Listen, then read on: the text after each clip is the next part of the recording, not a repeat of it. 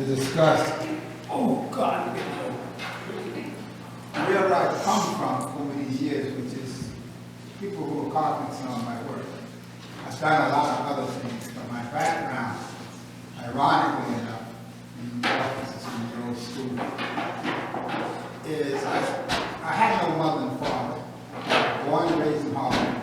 I was placed in a foster home with my twin brother. And the person who gave me the prerogative to think about other issues with his family, who raised me pretty much. And my brother was killed in Vietnam. He was the first one in the high school killed. But I studied other things. And that, if I give you a quick synopsis about who I am and where I come from, is that I didn't start my art until I was in my 40s. And prior to that, I was just a brilliant, genius, crazy. And what I mean, basically, is I went down to graduate school, then I went to graduate school at Columbia, and then I got my doctorate in University. And I was on sabbatical at Stanford, from Amherst and Stanford. I got caught up in that craziness of California. Everything from Patricia Hearst to Black Panther. And my job was, I was brought there to help San Francisco deal with a life crisis. I used to be literally on 10 boards in San Francisco. And I chaired economic redevelopment for the city, which is housing, everything dealing with the city. And I was on the San Francisco General Hospital, so I had to deal with the AIDS epidemic, if you remember back in those days. We had to build a new $50 million wing to the hospital. So I was very involved in that for 6 years, until we got that done. I know very well Nancy Pelosi and all these various politicians from back in the day. And I happened to be in my federal office. I have like over 500 employees. When I got a call that a dear friend who I had to meet with the day before, and he was Moscone, he was mayor of San Francisco. And if you remember, he was assassinated in City Hall. And I know, I sit on the board of these things. And then subsequently, the next thing happened since I ran all the Head Start Youth and Family Services for HUD, HEW, for example, the western part of the United States. I also ran Head Start. I had over 6,000 kids of all cultures in San Francisco and about 55 centers and programs in the city. And there was a nutcase from Ukiah who took his family's job beyond it. And I met with him any number of times. I was trying to convince him to let some of his families come back. And ironically enough, the politicians at the time, I don't get the whole thing like that, Willie Brown and Elk, none of them wanted to go down and help these black folks that were taken down there. Because you know, you talk back to the urban cities, they're going to beyond, and they think they're going to Africa. They didn't realize this is South America. So he took about 2,500 of them down, and if you remember, out of my program, I was 79, 3 to 5-year-olds that were all killed and committed suicide. Don't forget over close to it's like 1,500 committed suicide. That's the largest suicide ever done. And after that trauma, and I had to deal with that, then I had to deal with other issues to clean up in the city. So one day I came home to an old lady who was in California. In this world, what she said, in this world there's no food, there's nothing else to do. God, that's a cherry bird. And I remember I was going to do line, but then her honey was named Charles Shirley. Her name was Shirley Bird. And on campus, our name was Shirley and Shirley. That brother wasn't going to kill me, so I just did that. But nevertheless, when I quit, I decided I was a gifted artist when I was very young. And I had a lot of artistic scholarships coming out of high school, being the yearbook editor, et cetera. And I wanted to study advertising. I submitted my portfolio to the Rhode Island School of Design. And I was told then that there are no blacks, and this was back in 1961, in advertising, period. I didn't realize that. he was right. So I decided, I said, well, I'm not going to deal with this craziness in the art school. So I just decided to study things like law, psychology, administration, and child psychology. I happened to be the youngest administrator when I was 19 years old. I was running New York State training school for emotionally kids in New York State. And I also ran local state training school where the kids who committed crimes under the age of 17 in the youth office called in New York City. And from there, I was very involved in a lot of things with youth, the juvenile delinquent program and issues. So to make a long story short, after all these issues happened in San Francisco and dealing with for all these years, I used to be literally on about 10 boards and chaired 4. And we had to credit the hospital, because you got to remember, general hospitals are the only hospitals that has to take anybody, immigrants, no matter who they are. We had a private hospital that didn't have to. So they did San Francisco General Hospital up to the point where it was accredited, and we had to throw a $50 million win for the AIDS programs and all of that. It all started in San Francisco. And so I had so much in my head about what I wanted to create in art. And so I do a lot of things.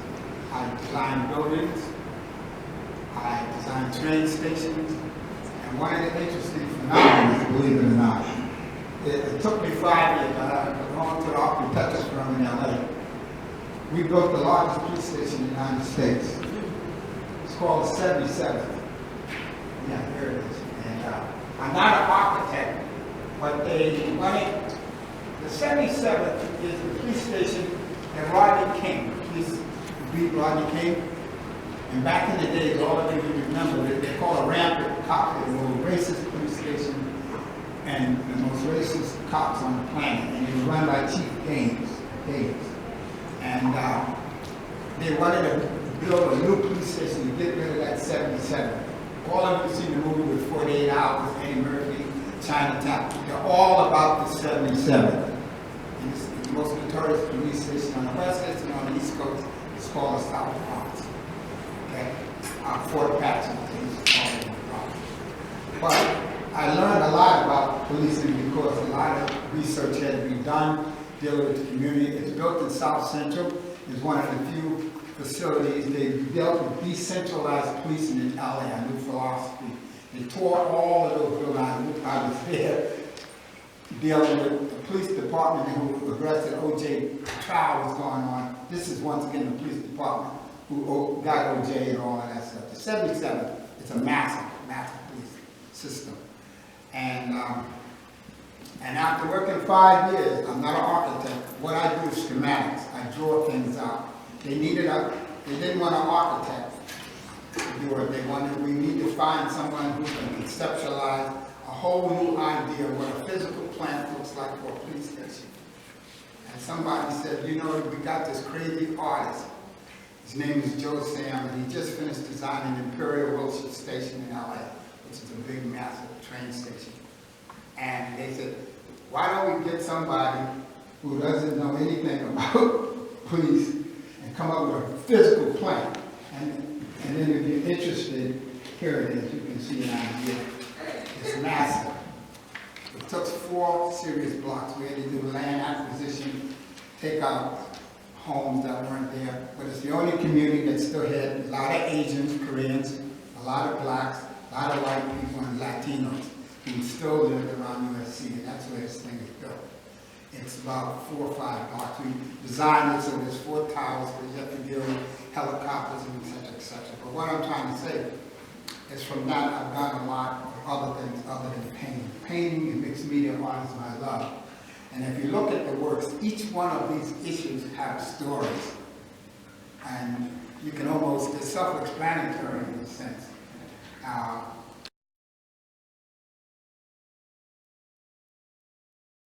don't believe Davis was playing music too loudly, and Davis refused to turn down his music as he sat with his friends in a car parked in a convenience store parking lot. Dunn was sentenced to life without parole, and recently, as of this year, lost his bid for an appeal. Renisha McBride, 19 years old, Dearborn Heights, Michigan, November 2nd, 2013, shot and killed by Theodore Wafer when she went to his porch to knock on the door for help after having a car accident. August 7, 2014, Wafer was convicted for second-degree murder, manslaughter, and a weapons felony firearm charge. Mike Brown, 19, Ferguson, Missouri, August 9, 2014, shot and killed by police officer Darren Wilson after Brown and his friend were returning home from a local store run.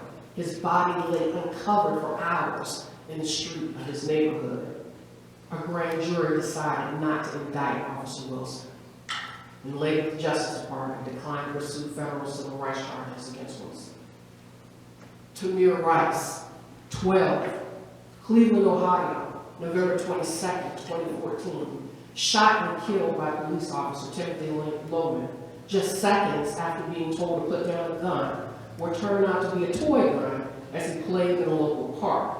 His onlooking sister was wrestled to the ground and restrained in a police car as Tamir's body lay lifeless. Former prosecutor there would not place any criminal charges against the officer as far as Tamir's death. Freddie Gray, I'll move forward. Freddie Gray, 25, Baltimore, Maryland, April 19th, reported an illegal knife for a person, leading to arrest, killed while in police custody of 6 police officers. Died from a fatal spinal cord injury acquired while riding in a police van. Sandra Bland, 28, Prairie View, Texas, July 10, 2015. Yet again, my sorority sisters and I were at the National Convention in Houston, Texas, just up the street from where just days before Sandra Bland was a self-proclaimed activist against injustices of black people and died in jail mysteriously within 3 days of a controversial police motor vehicle stop. Her death was eventually ruled as death by suicide, and as we speak of this, more recently in May 2019, video footage surfaced that she had taped of her arrest. So we have the Democratic Party presidential candidates requesting that there be the opening of her case and further investigation. Eric Garner, 43, Staten Island, New York, July 17, 2015, unarmed, died in police custody after being strangled to death by an unsanctioned chokehold administered by the arrested police officer, Daniel Pantaleo. Staten Island grand jury decided not to indict New York City police officer Daniel Pantaleo. It was eventually ruled in 2019 that Pantaleo used a banned chokehold on Garner. And this is not last because there are many others who are not cited here. But Philando Castile, 32, Falcon Heights, Minnesota, July 6, 2016, legally carrying a gun as he has his fiancée, Donna Reynolds, and their daughter in the car with him, is pulled over, tells the officer that he has a licensed gun, and is shot and killed as he is confronted. Donna Reynolds, his fiancée, actually goes live on Facebook and posts what just happened. If you recall, Facebook Live had just been introduced to the community days before, but she was able to capture the moment.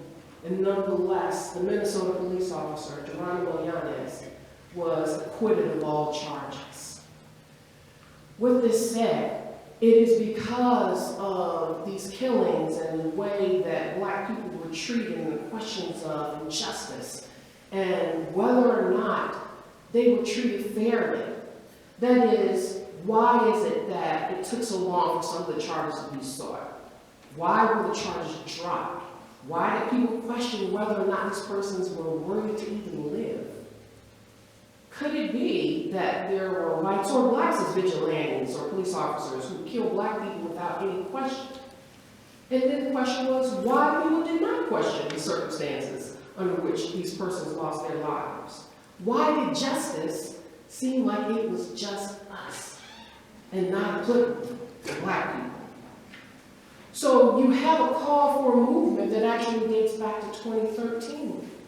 And what was that traumatic moment seeing that Zimmerman was not found guilty of Trayvon Martin's murder? That Black women activists, Alicia Garza, Opal Tometi, and Patrice Colors ignited a hashtag that carried the emotional weight of Black America. What was a perennial struggle for life, liberty, justice, and humanity. It has become an international movement. It has become Black Lives Matter Global Network. And this is why we are also part of this discussion today. To think about that moment, but also to engage art and expression in how we process what happens in our everyday lives. And so with that said, I just want to add that this notion of Black Lives Matter is not new. It is a part of the claims that a Black woman journalist, Ida B. Wells, made inadvertently, as she wrote extensively about the effect of lynchings on Black people and asked that there be an anti-lynching law passed, which the U.S. House of Representatives did pass such a law, but the U.S. Senate did not. And it was not until 2005 that the U.S. Senate apologized for not having done so. So we're speaking about what is the value of Black life, why it matters, and why it should matter to other people, that Black people have justice. And I'll bring this to a close to state. Just this past week, it is believed that a mass grave was located for Black people who were the victims of the Tulsa, Oklahoma riot of 1921, one of the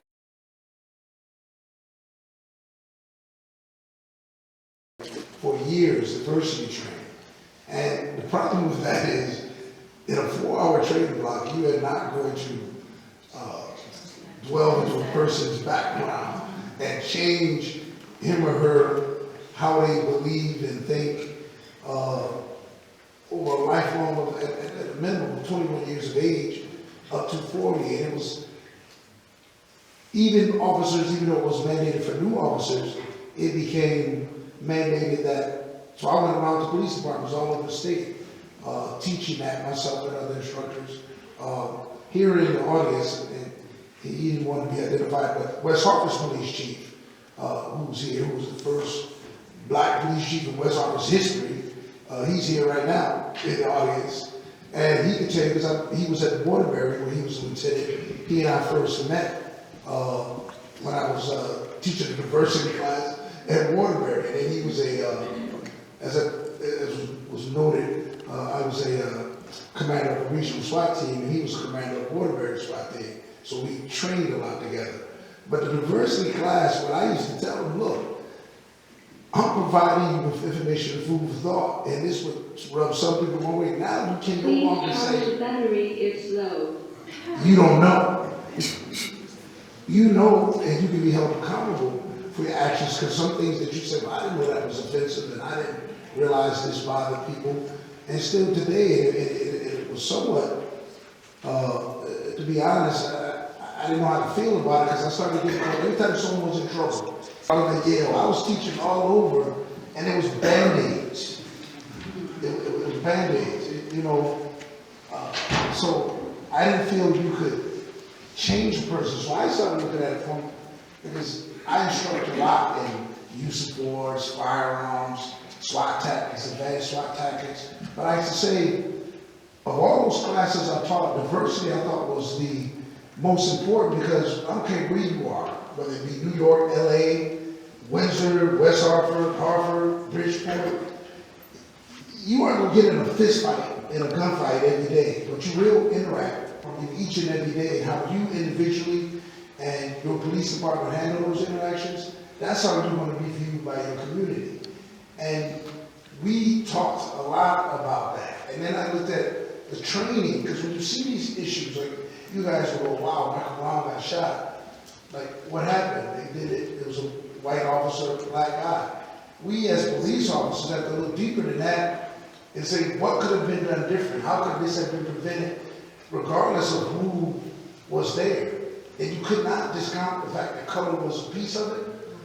But I tell you, if we, with a lot of these movements, they're after the fact. like I instruct in active shooter training. You can't beat a drawn gun. You can't, the way to stop an active shooter is to literally stop it before he or she, most often he starts shooting. So looking for warning signs, learning how to identify that person before it happens. And likewise, trying to identify officers and saying, this is better training, this is how you could have done that different. Some of the things I look at, Eric Garner is one that really just bothered me personally, because regardless of everything else they did, they put him down. They got him on his stomach. The number one cause of in-custody police death is positional asphyxiation. That's you lying a person on their stomach with their hands behind their back. The sergeant was there, they just said, sit Eric Garner up. I promise you that guy's alive today. But you keep them on their stomach, just little things like that. And you could save lives by horrible training. When you talk about what happened in Ferguson, Jeepers Creepers, when I first heard Ferguson, I knew there was a problem because they were talking to people in the community and they said, this tall white officer, and no one knew his name. His name was Wilson. Not some difficult name. That was his district for 6 years. And we're not talking about a huge metropolis. A lot of people don't realize that they started, Ferguson only has 20,000 residents. Ferguson is smaller than Bloomfield, significantly smaller than Windsor. And how could you not be known? So you were not policing with the people. You weren't a part of the community. Thank you. You were just an occupying force. And then his poor training, and I'm just going to tell you this because people don't realize the stuff with it. They had an option. These are some of the reasons they got in trouble through the Justice Department. You had an option, and I don't even know. I can tell you the chief to carry a stick. Who has that? You have an option to carry spray. You have an option to carry a taser. It's no more. So once he got in trouble and was losing the fight, based on his own words, when he said, I felt like a 5-year-old wrestling the hoe, I don't believe his thing that Michael Brown was going for the gun because it's almost physically impossible. He's right-handed, sitting in a cruiser. Somehow the gun came out, which I personally believe he drew it. They wrestled for it, round went off. But when he got out of that car, because of his poor training, I don't have taser, I don't have spray, I don't have stick. You're wrestling the hoe. What are you going to do to stop him once you get out of that car? You only choice you have is to shoot him. Captain Pierce, do you mind, because I think this is a great time to bring in Attorney Joyner and just ask, in light of what Captain Pierce just think about their rights and what are the rights as they are engaging police officers. How can that assist people? And even though we understand that, I mean, your rights should be your rights no matter what, clearly people's rights have been infringed. But what can we do as far as engagement and know how to protect ourselves?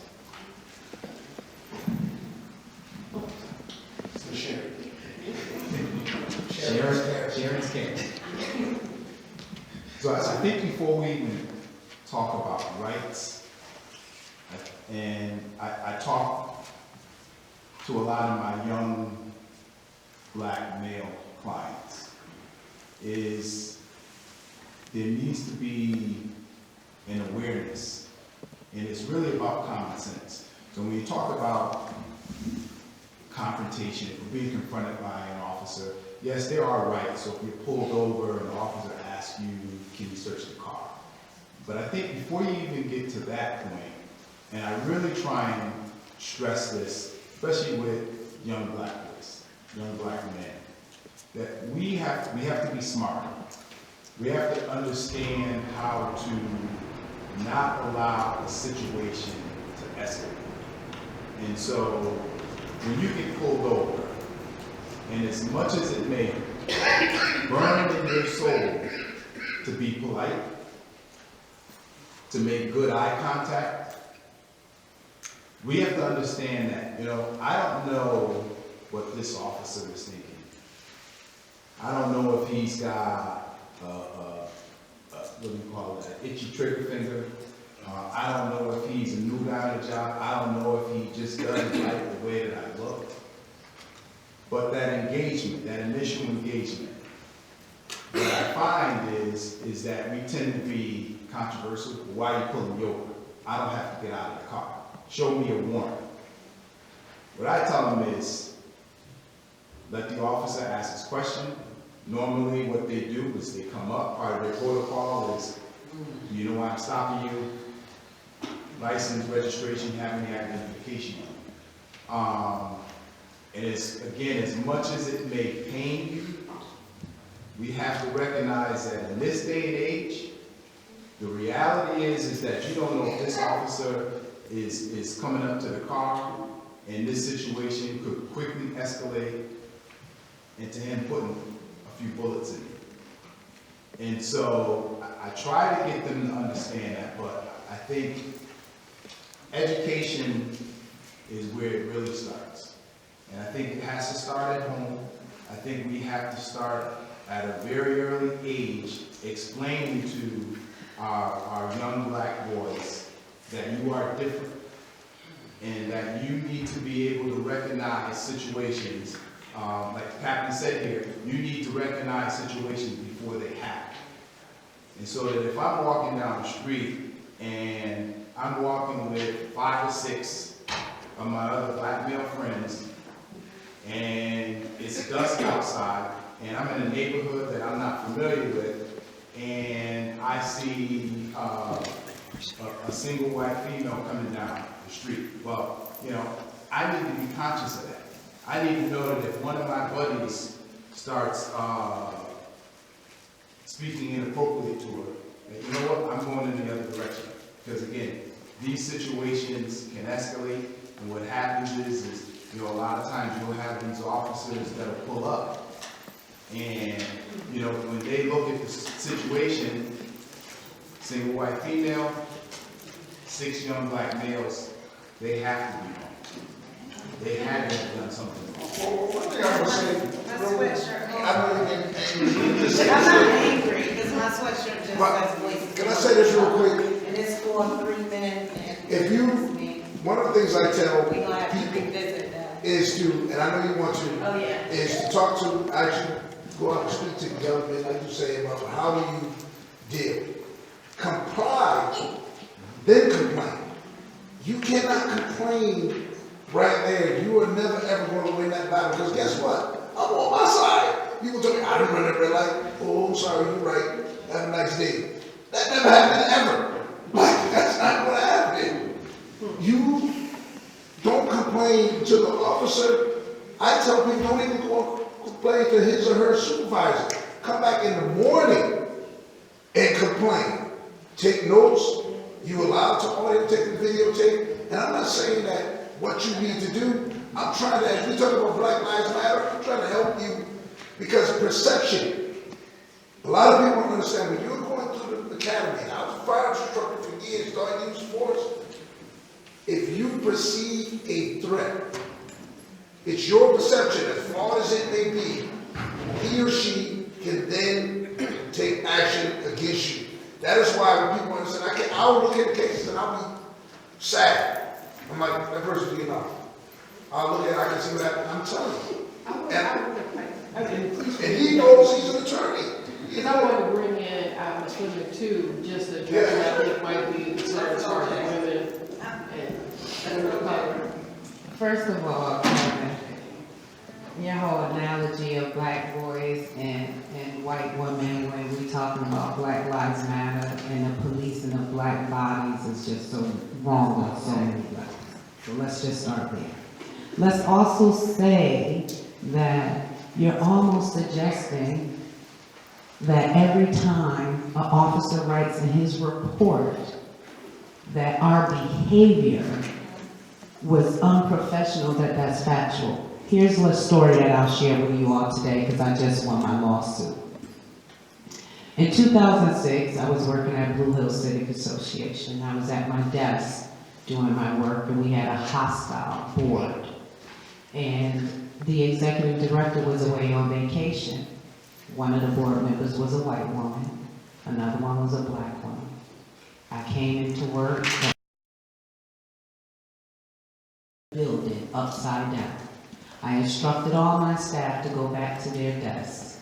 I sat them down, I went back to my desk, I tried to call Leon, no one answered. The white woman came into the room, and she decided that she was going to put her fingers in my face and tell me whatever it is she was telling me at that time. There was a Peruvian woman, Sylvia Noriega, who was the executive assistant at that time. Now, you must understand, she and I were just in Peru for a month. Customs took them in Miami. She was afraid. So police is something she didn't want to do. My black behind told this white woman, who was from England, that here, you know, in America, everything is about race. This is not a class stratus, and if she don't get her white finger out of my black face, we would have a problem. That's what I said to her. I then proceeded to say I should call the police, but I didn't. And she called the police first. Because at some point she realized that I just wasn't this community organizer, that I had a level of power that feared her around her job. She was a Harvard librarian. I go home, there are 2 police officers in my hallway. Right? Because I didn't call the police, she realized who I was, so she decided that she would use her power and call the police. In the hallway we go, the police asked me what was my name. I complied. I told him my name was Janice Fleming. He proceeded to say, could he come in my apartment? And I said, absolutely, if you have a warrant.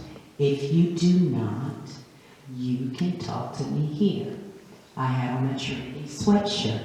He said, oh, so you a smart nigga, aren't you? And I told him, yes, I'm a very smart nigga. Is there anything you need to know? Well, we just left your job, and the woman said that you hit her. I said, okay. So I was at work, at my desk, at my job. This woman comes in, and she tells you I hit her. Well, her finger was pink. I said, so I just grabbed her finger? Because I should, right?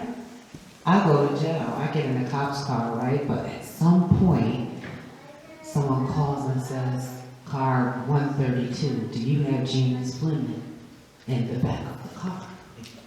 And he realizes at that point that there's something different here. Why am I getting a call and asking me who this person is in the back seat, right? I see my attorney, Eric Coleman, who's now a judge, and he was a senator running across the street, so he must have been making a call to say he got Janice. All of a sudden in this report, because he had decided that he didn't know how bad this was going to get, Kevin, he wrote all of this stuff that I didn't do, that I didn't say, that I knew this person, and because I knew this mayor and that person, that he was going to get arrested and this and that. So at this point, I'm starting thinking to myself, I might as well have smacked the shit out of this white woman because I'm going to jail for not smacking her. I should have just smacked the shit out of her. But Lucas Watkins, a young black attorney, just got me my money 6 days ago because, Kevin, I did not put my hands on her, nor that I was disrespectful to these white women. What you should be saying to us right now is, when you are right and you've been falsely accused, you should be taking it to trial. You should not be policing your behavior in a way that makes you out a liar. There is no rule that says you have to be fearful when the police come to you, and that you should be checking yourself when you pay taxes for their service. The goal is to get home at night. But the goal is also to have the attorney that's representing you, the black cop that is policing you, to believe you when you say you did not do something. Don't come talking to me about how we need to behave nicely in front of white women. It's just, you know, when I'm in an elevator with white people, I'm nervous sometimes too. Nobody's telling me to, tell how this behavior goes. When I'm at work and it's just a white woman, I got to be worried about she going to the boss lying about something I did not say. So we're always being policed in these different types of ways, and I'm going to need black attorneys and black police officers, especially you, Kevin, because you know I love you. But don't be talking to me about no black men behaving nicely in front of no white woman, because me and you gonna have a big problem with that one. No, I don't want to hear the lead. We're talking about policing black bodies. Can I You're ask this saying to question? me, yes. I really want to ask this question because I know, because I'm listening to you and I feel your trauma. That was traumatic. It was very Okay? traumatic. It was traumatic. How is it that we can help people through that trauma? Because I'll be honest with you, I have experienced that trauma myself. Yeah. As a law-abiding citizen, have been reprimanded and asked to produce who I am and two identifications Yep. in the space that I was supposed to be. Exactly. And that, I guess that's what I'm saying. I don't, and maybe what I was speaking of was misconstrued, but the thing that I stress to my clients is, and it's like the captain said here, you know, we have to choose our battles. When you get pulled over in a car, that's not a battle that you're ever going to win when you at that moment challenge a police officer. White women challenge police officers in these videos all of the time. White boys get on Facebook Live and read them the riot act, and they get to drive away and get home safely. But here- No, that's up that whole concept that somehow I gotta tap dance and do a show and be polite in order to get home. That's some bullshit. But I'll ask this question. I'll ask this question in the interjection. Because So here's my thing. I'll try to bring this. That's a choice, but in today's age, and we just heard 6 or 7 stories, 6 or 7 versions of people being shot in situations that were unprovoked. Unprovoked. So again, it's about choosing your battle. Now for me, I'm not saying that it's tap dancing around it, but I know that if there's a possibility that this officer could blow my brains out because at that moment I feel like I have to challenge him, that's not a battle that I'm going to choose to fight that day. That's why you have attorneys. That's why Janice went to her attorney and they took care of it after the fact. So I'm not going to teach my little young black son or black daughter that at the moment that you get pulled over, not in this day and age, that this is the appropriate time to challenge an officer. So this lives with us, not as something that is more recent, but is that also within the history of the United States. And so to think about Black Lives Matter, what it means that Black Lives Matter, regardless of whether or not those persons are respectable or not, has become a symbol of the movement. And how we depict that, how, again, we engage that, is what is important about our conversation today.